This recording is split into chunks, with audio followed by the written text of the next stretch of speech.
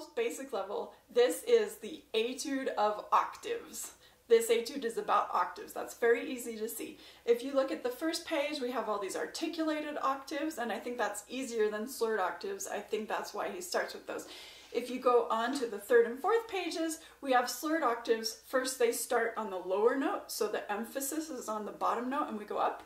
Then they start on the upper note with the emphasis on that upper note and going down. So then on the fourth page, we have something interesting, which is we go back to starting on the lower note, but the emphasis is on the upper note. So how do we do this? We've got grace notes and eighth notes as opposed to steady 16th notes. And I think there are two things that must happen in order to hear this as grace notes attached to eighth notes. The first thing is you have to be sure that you're thinking of the grace note before the beat, so that the eighth note gets the emphasis, but especially because we're going so fast, you have to help us to hear that it's before the beat. So how do you do that? And I think the main thing is, be sure in your head you're thinking that the 8th note is longer than the grace note. If you're at a slow tempo, that's easy to do. As you get faster, it's harder and harder. So keep thinking the grace note is early, before the beat, and the 8th note gets extra emphasis, as much extra time as you can give it, so that it doesn't end up just sounding like even, steady 16th notes again. We want to hear the change to grace notes and 8th notes. And then, speaking of uneven octaves, we have one more instance on the second page.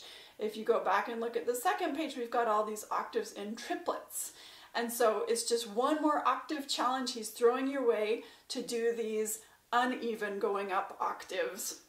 Aside from the octaves, there are let's call it three more challenges that I think are really important to think about. One is pretty obvious, dynamics. Keep thinking about dynamics. Another one is B flats. We have so many B flats, but also B naturals and some high F sharps and things. We can't just keep our thumb on the B flat thumb key, which is what I like to do when I have the option. So you have to consider all your 3 B flat options. And in fact, I won't go into it too much right now because I did a whole episode on this. It's called Choose Your B Flats Wisely, I believe. I'll link to it.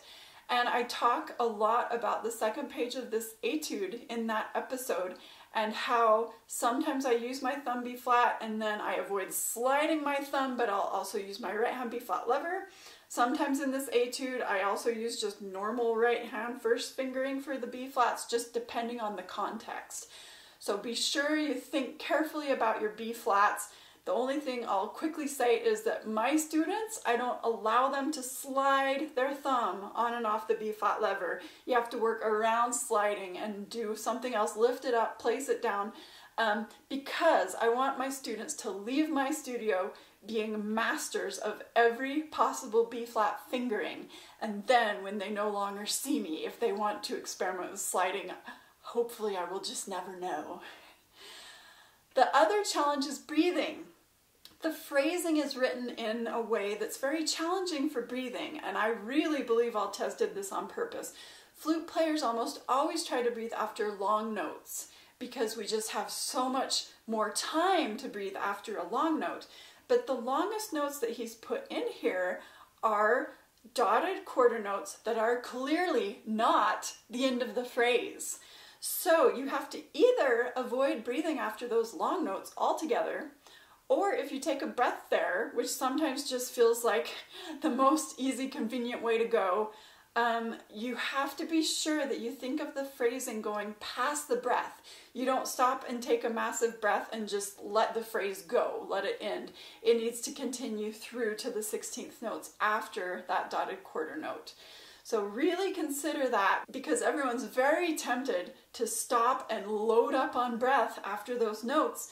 But if you do that, we can't know. Musically, we have to feel like the phrase is just continuing on. For the octaves, I will soon do a flute tube video on Michel Dubost's octave button that he likes to talk about, because it makes octaves a lot easier. Basically, he just says, pretend you're pushing a little button around your belly button to go up the octave, and you just use your support and your airstream to jump up there. He's trying to downplay moving too much here. We tend to move too much with our embouchure, our jaw, our tongue, try to do all these things with our mouth to make the octave happen, but that gets in the way, especially when you're going really fast like you're in this etude.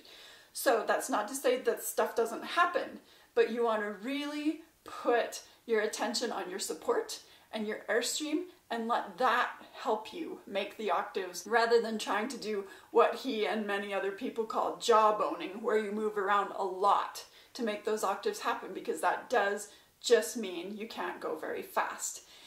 And as we all know, Altès wants you, once again, to go very fast.